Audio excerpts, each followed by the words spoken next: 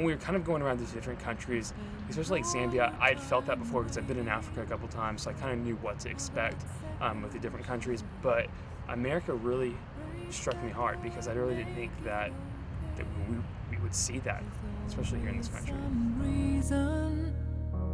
And so I realized that I don't have a very good understanding of poverty.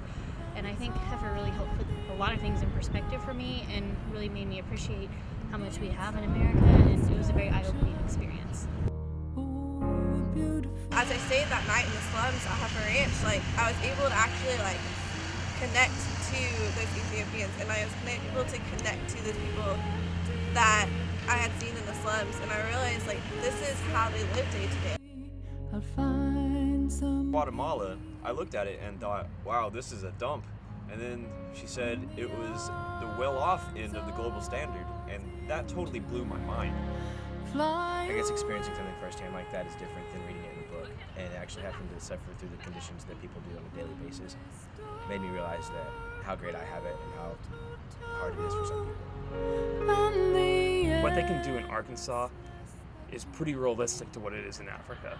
I remember coming out and walking around that morning and kind of thinking, wow, this kind of does remind me of Africa, the ruralness and everything about it.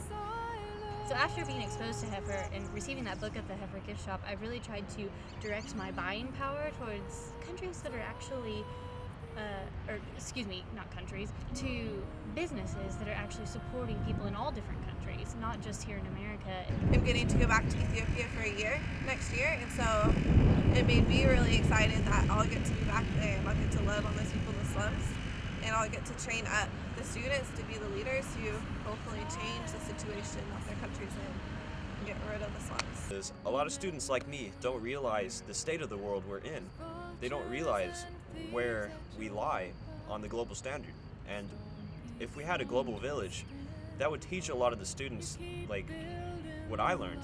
I think OSU places a big emphasis on reaching outside of Stillwater, extending to the whole world.